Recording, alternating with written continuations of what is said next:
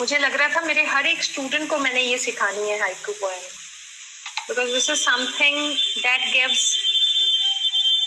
gives a feeling of a poet to each beginner who wants to write poetry, and that too poetry जहाँ पे वो सारे expressions जो हम poets को पढ़ते हुए अपने अंदर फील करते हैं.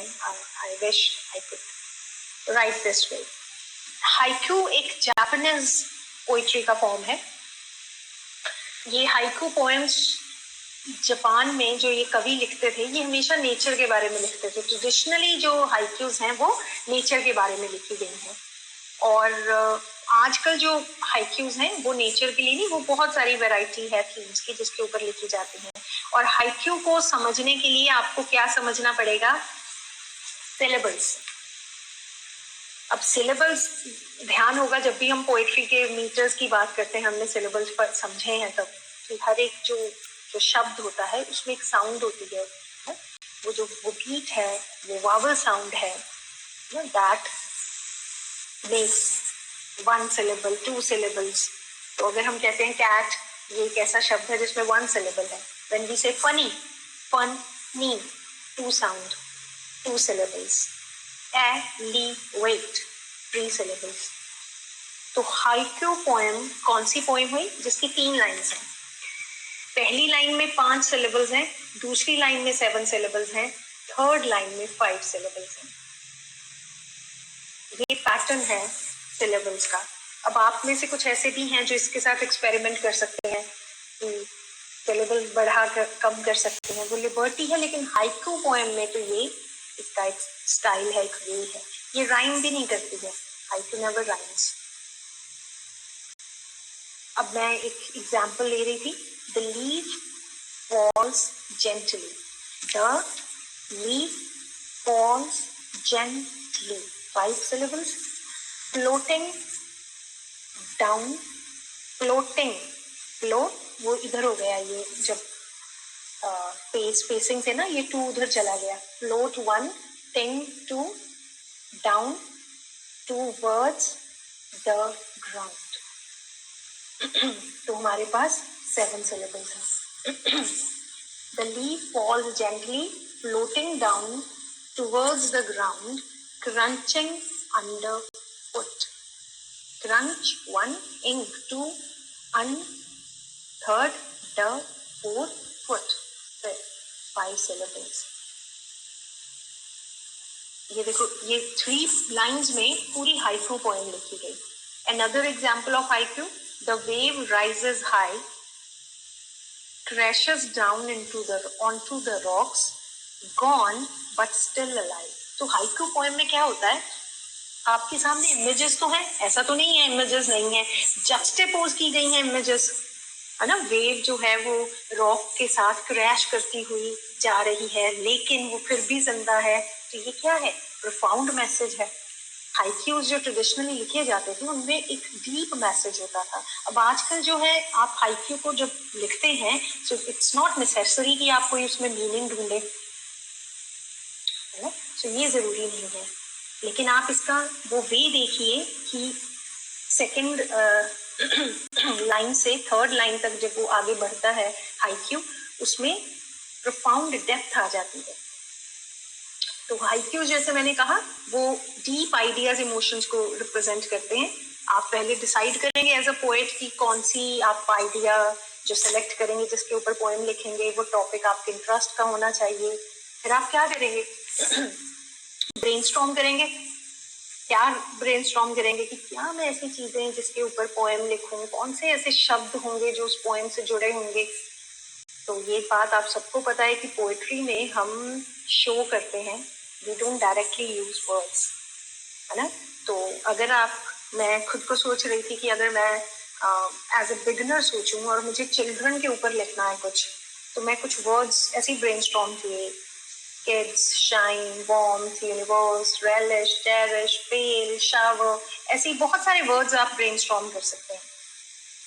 तो फिर ये लिखा मैंने बिल्कुल ये सोच के कि अगर एक स्कूल गोइंग चिल्ड्रन है, अगर उनको एक ग्रुप को बैठा दिया जाए और बोला जाए कि आप सोचो तो वो कैसे सोचेंगे अगर उनके पास कॉस्मोस उनकी वोकैबुलरी में है ना, अशरिंग अगर उनकी वोकैबुलरी में है, या कोई भी बिगिनर जो है, so they are the cosmos holding a space of delight, ushering in life.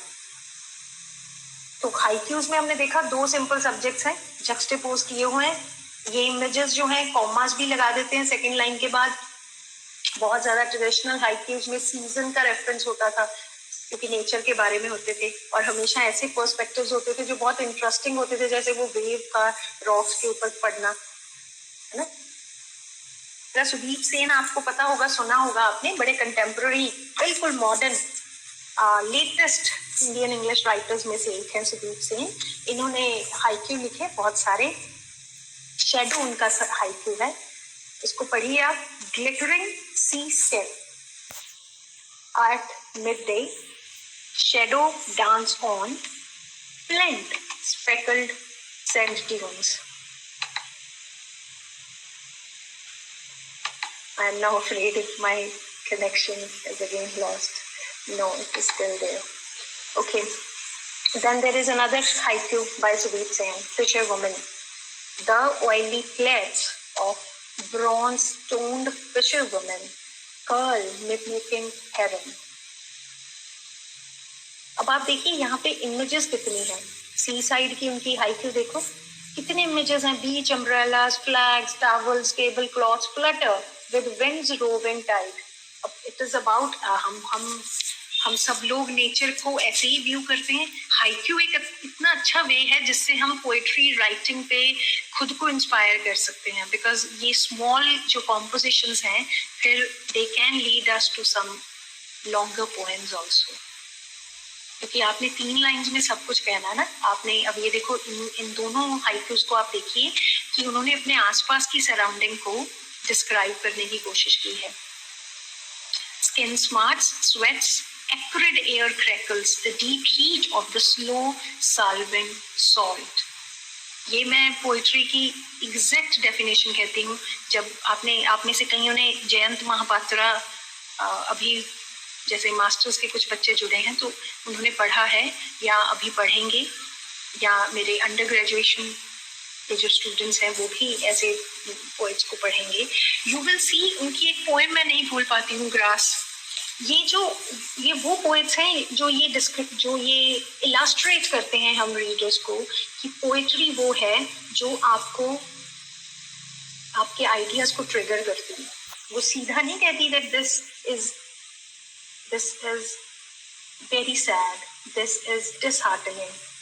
वो सजेस्ट करती है this is the symbol of a good poem. आपके सामने एक इमेज है, आप उस इमेज को अपने पर्सपेक्टिव से समझते हैं, ये है एक गुड पोएम की निशानी।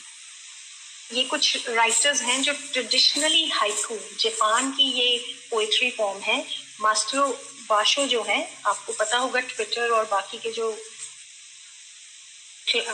के जो वेबसाइट्स और फेमस सोशल नेटवर्किंग साइट्स हैं, वहाँ पे बाशो सोसाइटी के नाम से बहुत सारे पेजेस हैं, क्योंकि ये पायनियर माने गए हैं हाइकू राइटिंग के। 1664 से 1694 ये लिखा इनका टाइम पीरियड है। तो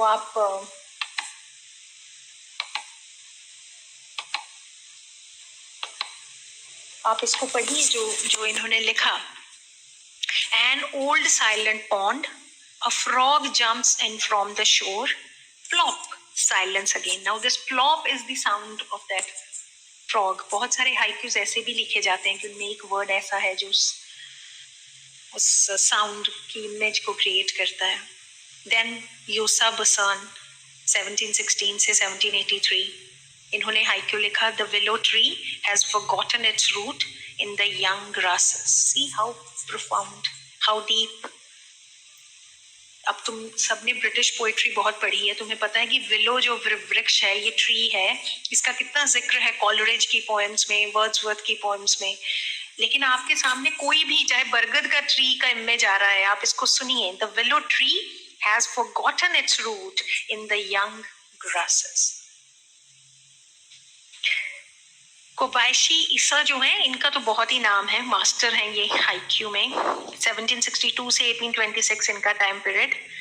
The wren is chirping, but it grows dusk just the same.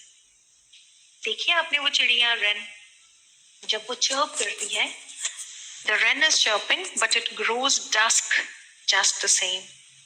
It suggests again the depth into the understanding of the way this bird chirps.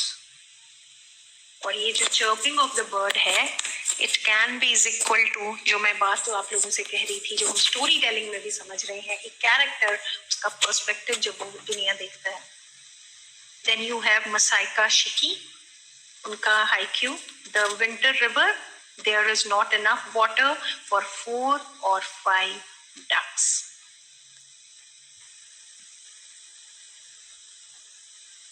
Okay, then I have always talked about, मेरे सारे पुराने students मानते हैं ये बात कि मैंने on the spot writing पे बड़ी बात की है. ये एक हाइक्यू मैंने ऐसे ही लिख दिया on the spot, how sonorous the snow absorbing intensely. अब आप देखो इसमें वो राइम वो नहीं है, क्या कहते हैं, वो पैटर्न नहीं है जो मैंने आपको कहा था कि 5, 7 और 5 का हो, क्योंकि बहुत सारे हाइक्यू राइटर्स जो हैं वो इसको फॉलो नहीं करते हैं 5-7-5 का. तो मैं उसमें से एक हाइकू को देखकर कुछ लिख रही थी. So this does not follow that rule, right? Then there is this on the precipice, a hawk to sit upon for clairvoyance. अब मैंने बहुत बार कहा है, आज भी कह रही हूँ, क्रिएटिविटी की कोई भाषा नहीं है. तो भाषा हिंदी में भी लिखने की कोशिश करनी चाहिए, even Haryanvi, Punjabi, whatever language you are comfortable with. प्रेम ना भिन्नता है, न विच्छेद है, प्रेम विलय है, लीन होना है, प्रतिबिंब होना है, प्रतिछाया होना है. It doesn't follow any rhyme. It's a kind of poetry where you find prose as a medium of it. और एक मैं कहती हूँ कि जब आप कुछ क्रिएटिविटी अपनी एक्सप्लोर करते हैं तो जरूरी नहीं है कि आप बहुत लेंथी लिखते हैं. Just read these lines. पत्थर हो चुका अंतर्मन, अहिल्या नहीं बन सकता. I think this also defines that you don't need to be always striving to find lengthy, long expressions, even in small compositions. Haiku इसीलिए मेरे दिमाग में आया that I should talk to my students about haiku writing. Another thing, people say that imitation something is bad. लेकिन जब आप begin करते हैं, so it's not bad. begin मतलब आपने चोरी नहीं करनी, ये मैंने हमेशा बच्चों को कहा है. प्लेजरिज्म और चीटिंग occurs, लेकिन आप अपने आप को इंस्पायर करने के लिए, ये मैंने इन्वर्टेड कॉमर्स में इसलिए लिखा क्योंकि ये कहीं पे लिखा हुआ किसी और का है. मैं इसको रीड कर रही हूँ. We travel to rain love under the sheltering sky, you and I, the wanderlust, wandering clouds, in tumultuous storm, in soft soothing breeze, you and I are music surrendering the cacophonous sky. इसी के बिल्कुल is equal to ये लिखा, ये मैंने लिखा है. We heal to live love, बिल्कुल सेम वही देखो उधर. We travel to rain love, हमने लिखा We heal to live love. ये मैं सिर्फ उन बच्चों के लिए ये मैंने किया, खुद किया, इसको इंटेंशनली किया कि उनको बताऊं कि आप ऐसे भी प्रैक्टिस कर सकते हैं. With the sonorous cosmos, क्योंकि आप हर चीज कॉपी नहीं करेंगे ना, आपको समझना पड़ेगा कि आप क्या लिख रहे हो.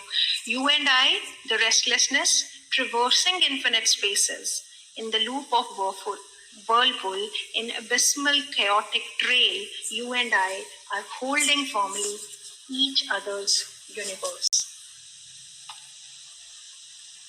I hope this point is clear to all of you कि हमने अपने आप को खुद ही इंस्पायर करना है. तो जब आप कुछ सीख रहे हैं तो आप एज इट इज भी कॉपी करके, not in that sense copy करेंगे, लेकिन आप वो उन वर्ड्स की जो स्ट्रक्चर है उसको कॉपी कर सकते हैं, राइट? अगर वो लव थीम है, थीम कॉपी हो सकता है. तो गटे की ये बात बहुत ही मुझे कन्विंसिंगली ट्रू लगती है. Whatever you can do or dream, you can begin it. boldness has genius, power, and magic in it. This is so true.